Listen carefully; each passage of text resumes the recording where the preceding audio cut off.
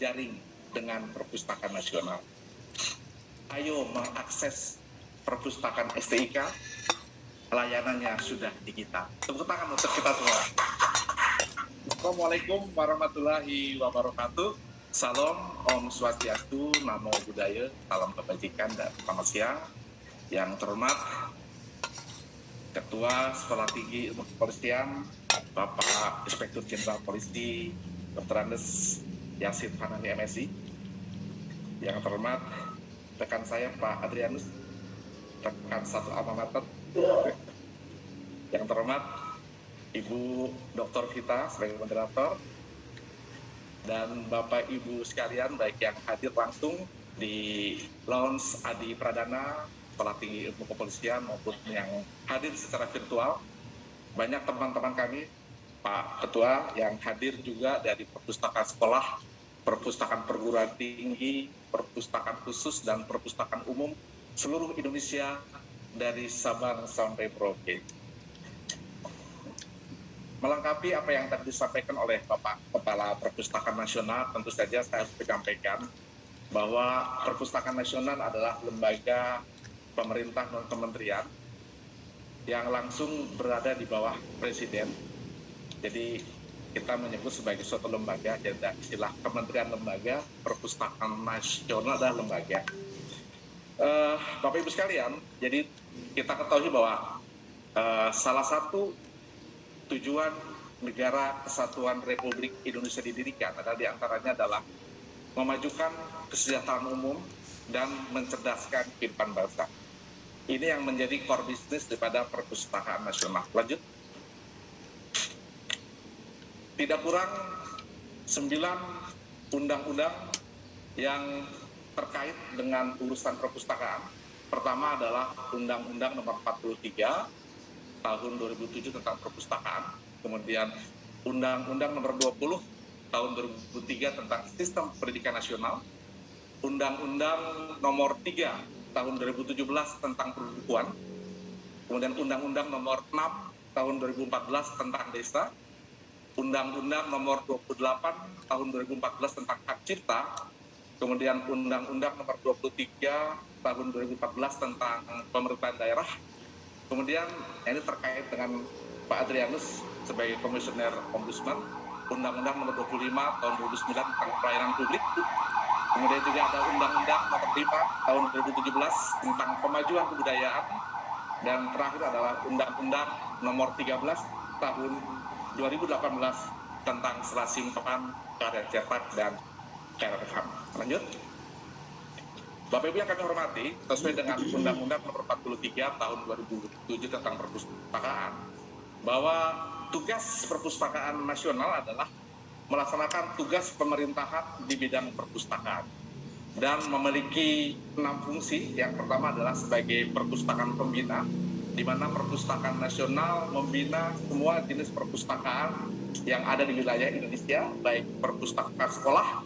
Kita ketahui sekolah itu ada SD, SMP, SMA, baik negeri maupun swasta. Kemudian perpustakaan perguruan tinggi, ada universitas, sekolah tinggi, ada politeknik dan sebagainya. Ini adalah binaan daripada Perpustakaan Nasional, mandatori dari Undang-Undang 43 Tahun 2007 tentang perpustakaan. Kemudian ada perpustakaan khusus, ada di kementerian lembaga, ada di pondok pesantren, ada di rumah ibadah di seluruh Indonesia, dan perpustakaan umum. Ini ada di provinsi. Kita memiliki 34 perpustakaan provinsi, Pak, dalam bentuk dinas. Mandatori dari Undang-Undang Nomor 23 dan 14 bahwa semua pemerintah daerah harus membentuk kelembagaan perpustakaan, karena perpustakaan sebagai urusan wajib.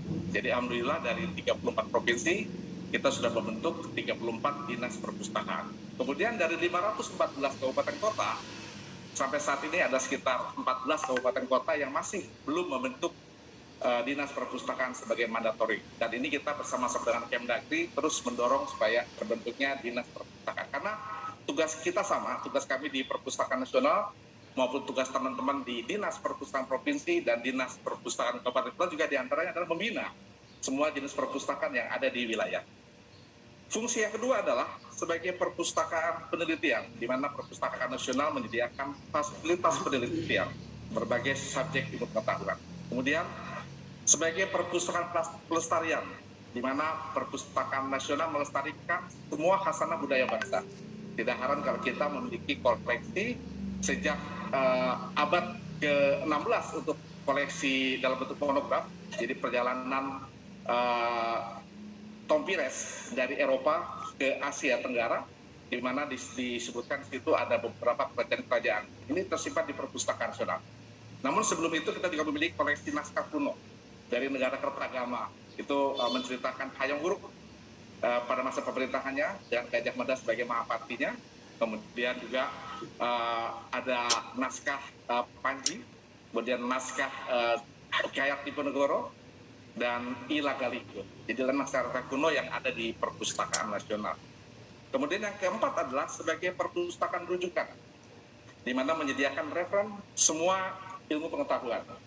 Jadi perpustakaan nasional sebagai perpustakaan rujukan, dan kelima adalah fungsi sebagai perpustakaan deposit, menghimpun, melestarikan semua karya cetak, karya tulis, dan karya rekam yang terbit di Indonesia maupun terbit di luar negeri, tapi tentang Indonesia. Jadi Indonesiana dipastikan ada di perpustakaan nasional. Jadi para peneliti tidak perlu lagi datang ke luar negeri, cukup datang ke perpustakaan jika ingin meneliti mengenai Indonesia. Kemudian yang terakhir adalah sebagai pusat jejaring perpustakaan, kerjasama antara perpustakaan dan lembaga untuk membangun repositori ilmu pengetahuan Indonesia. Jadi kalau perpustakaan SDIK sudah berjejaring dengan perpustakaan nasional, semua pustaka bisa mengakses informasi dari seluruh perpustakaan yang sudah ikut ke dalam Indonesia OneShare. Jadi ini adalah keuntungan dari perpustakaan yang sudah berjejaring dengan perpustakaan nasional, karena perpustakaan nasional sebagai pusat jejaring untuk perpustakaan di Indonesia. Lanjut, Bapak Ibu yang kami hormati, kalau kita melihat angka jumlah perpustakaan di Indonesia, sensus perpustakaan tahun 2018, angka perpustakaan di Indonesia sejumlah 164.610. Jadi cukup besar, jadi kita bahkan nomor 2 terbesar, terbanyak di dunia setelah India, Pak. Jadi ini kita mencatat jumlah perpustakaan yang cukup besar, walaupun belum semuanya memenuhi standar. Ini adalah tugas kita, tugas perpustakaan nasional, bagaimana semua perpustakaan di Indonesia itu sesuai dengan standar nasional perpustakaan. Jadi ada perpustakaan sekolah, ada perpustakaan umum, perpustakaan khusus, dan perpustakaan perguruan tinggi. Lanjut. Nah, ini adalah sebaran perpustakaan Indonesia, memang terbanyak masih di Pulau Jawa, ada 47,89%, di wilayah timur, di Papua hanya 0,42%. Jadi ini memang belum merata ke seluruh Indonesia. Jadi kalau ada kajian tentang misalnya kok budaya baca kita atau gemar membaca kita masih rendah, sebetulnya kalau kita melihat kenyataan di lapangan, gemar membaca masyarakat cukup tinggi. Karena kalau kita hadirkan mobil perpustakaan keliling atau pojok baca, taman baca yang ada di masyarakat, masyarakat akan berduyun-duyun. Permasalahannya adalah ketika dikaji, akses terhadap informasi masih terbatas, belum merata ke seluruh tanah air. Jadi masih berada di perkotaan. Jadi ini adalah tugas kita bagaimana memperbanyak jumlah perpustakaan di Indonesia. Kami juga sudah kerjasama dengan Polri, bagaimana teman-teman Babim Kamtibmas di desa-desa juga kita libatkan, bagaimana menyediakan bahan bacaan masyarakat. Jadi ini adalah salah satu program perpustakaan nasional dalam mengembangkan budaya baca. Lanjut. Inovasi yang dilakukan adalah pertama tentu saja kita mempunyai program Big Data, di mana di samping perpustakaan nasional juga mendirikan gedung pelayanan perpustakaan 24 lantai di Merdeka Selatan. Juga kita menciptakan beberapa inovasi seperti Ipusnas, tadi sudah disampaikan oleh Bapak Kepala Perpustakaan Nasional, dengan membeli copyright buku digital full text sehingga dapat dibaca oleh masyarakat melalui mobile phone dan sebagainya. Kemudian juga ada aplikasi Indonesia OneShare untuk peningkatan jumlah perpustakaan yang berjaring melalui perpustakaan digital nasional. Kemudian juga ada pengembangan IndiSlide yang sudah dikembangkan. Kemudian juga ada aplikasi Kastara, suatu aplikasi yang berbasis web dan dapat diakses melalui mobile phone yang berisi konten, semua manuskrip yang telah digitalkan. Jadi tidak perlu harus datang ke Perpustakaan Nasional secara onsite, tapi melalui online kita bisa melayangkan berbagai jenis koleksi, apakah monograf, termasuk jurnal dan manuskrip. Lanjut. Nah, ini adalah repository open access jurnal. Kita memiliki peringkat nomor 1 untuk akses terhadap jurnal-jurnal elektronik yang dilayangkan oleh Perpustakaan Nasional. Lanjut. Ini upaya yang telah dilakukan, diantaranya adalah meningkatkan kerjasama. Jadi hari ini adalah dalam rangka peningkatan kerjasama dengan berbagai lembaga dalam peningkatan layanan perpustakaan. Kemudian juga menginventarisir beberapa koleksi termasuk naskah kuno, dan kemudian juga mengoptimalkan portal, baik itu portal-portal Ipusnas maupun portal-portal Kastara dan sebagainya. Lanjut. Nah, ini adalah contoh bagaimana koleksi naskah milik Perpustakaan Nasional yang sudah mendapatkan penghargaan dari UNESCO sebagai Memory of the World. Jadi ada 4 naskah dari negara Kertagama, Babat Diponegoro, kemudian Cerita Panji, dan Ila Galigo. Lanjut. Nah, Bapak Ibu sekalian, mandatori daripada Undang-Undang Nomor 43 Tahun 2007 tentang perpustakaan bahwa semua perpustakaan di Indonesia harus sesuai dengan standar. Oleh karena itu, regulasi telah dibuat oleh Perpustakaan Nasional melalui keputusan Kepala Perpustakaan Nasional Nomor 6 Tahun 2017 tentang Standar Nasional Perpustakaan untuk Desa, kemudian Nomor 7 untuk Kecamatan, kemudian Nomor 8 untuk Kabupaten Kota, dan Nomor 9 untuk Provinsi. Kemudian selanjutnya ada Standar Nasional Perpustakaan untuk Sekolah Dasar, SMP, SMA, termasuk Standar Nasional Perpustakaan Nomor 13 untuk Perpustakaan Perguruan Tinggi. Jadi Bapak Ketua nanti ada Standar Nasional Perpustakaan, ya mungkin kalau nanti di Perpustakaan SDIK belum diakreditasi, kita bisa menurunkan tim asesor Perpustakaan Nasional untuk mengakreditasi perpustakaan yang ada di SDIK. Dan yang terakhir adalah Standar Nasional Perpustakaan untuk perpustakaan khusus. Lanjut. Program unggulan Perpustakaan Nasional, Bapak Ibu sekalian, adalah sesuai dengan RPJMN 2020-2024 adalah transformasi perpustakaan berbasis inklusi sosial, di mana dalam program ini tujuannya adalah terciptanya masyarakat yang sejahtera. Jadi tidak hanya cerdas, tapi perpustakaan mensejahterakan masyarakat. Lewat apa? Lewat koleksi-koleksi yang kita siapkan, misalnya partial life skill, kita siapkan, kemudian ada pendampingan, ada pelatihan, dan masyarakat yang ada di perpustakaan kecamatan, perpustakaan desa, bisa mendapatkan manfaat peningkatan ekonomi keluarga.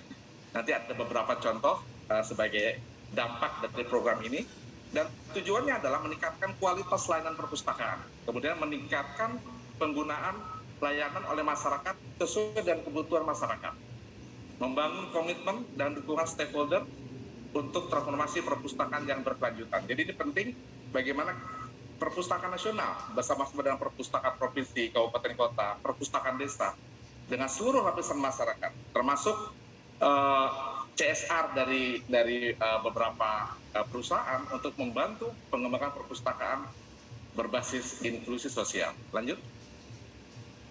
Strateginya adalah dengan rencana mendesain perpustakaan dan koleksinya untuk dimanfaatkan oleh masyarakat secara optimal dengan aksi perpustakaan sebagai ruang berbagi pengalaman, bukan hanya untuk mencari informasi, tapi juga sebagai ruang berbagi pengalaman, ruang belajar kontekstual sesuai dengan kebutuhan dari masyarakat setempat, dan sebagai ruang berlatih keterampilan kerja. Jadi ini ada yang khusus bahwa perpustakaan juga bisa berkiprah, bisa berkontribusi dalam peningkatan ekonomi masyarakat.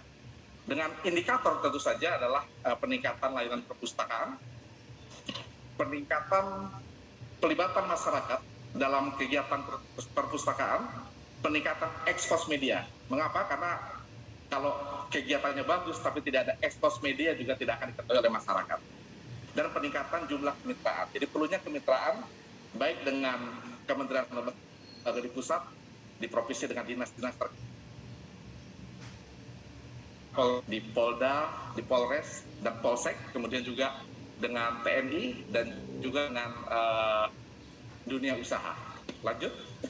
Ada beberapa dokumentasi, ini adalah bagaimana kita memberikan bimbingan secara teknis yang dilakukan oleh pustakawan, yang dilakukan oleh fasilitator, yang dilakukan oleh penggerak-penggerak literasi sampai ke desa kepada masyarakat dengan berbagai kegiatan. Lanjut.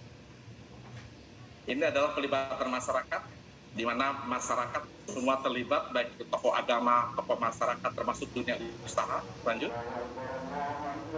Ini adalah peningkatan layanan informasi di berbagai daerah, Pak. Jadi kita sudah membuat piloting, modeling di 60 kabupaten di tahun 2018, dan di 2019 dari 60 kabupaten ini kita membuat modeling masing-masing kabupaten. Dari 60 itu ada 5 desa, jadi ada 300 desa yang kita buatkan program transformasi perpustakaan.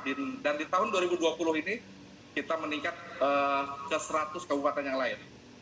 Jadi di tahun 2021 dari 100 kabupaten ini kita membuat modeling di 450 desa. Jadi ini adalah stimulan. Jadi kita tidak bisa menggulirkan program ke 80.000 desa kelurahan di Indonesia, tapi ini adalah stimulan. Mudah-mudahan peran serta dari Dinas Perpustakaan Provinsi dan Kabupaten Kota itu bisa memperluas desa-desa yang akan menjadi modeling atau piloting program ini. Lanjut. Ini adalah impact story. Saya bacakan beberapa di antaranya. Ada Tri Marianto dari Musi Banyuasin. Tadinya adalah petugas jaga malam di Dinas Perpustakaan setempat. Kemudian belajar servis motor di YouTube melalui fasilitas perpustakaan, karena perpustakaan ini juga kita berikan bantuan di samping buku juga komputer dan akses terhadap internet. Jadi bisa belajar melalui YouTube. Kemudian menggunakan internet di perpustakaan dengan pendampingan dari teman-teman pustakawan maupun pegiat literasi dan fasilitator yang kita latih. Dan saat ini sudah bisa membuka jasa servis motor, Pak. Ini contoh impact story yang sudah kita hasilkan sejak programnya digulirkan sejak tahun 2018. Kemudian juga ada Dina Humairah dari Bima, di Kabupaten Bima, istri seorang petani yang bisa berjualan salome. Salome itu makanan, Mbak. Setelah mengikuti pelatihan memasak di perpustakaan sehingga dapat menambah penghasilan keluarga. Kemudian ada Selamat, ini di Kabupaten Kendal, tunanetra yang awalnya bekerja serabutan setelah belajar teknik pijat di perpustakaan daerah dengan pelibatan dengan teman-teman dinas sosial tentu saja, tapi diadakan di perpustakaan. Ini sudah bisa membuka klinik pijat sebagai sumber penghidupan.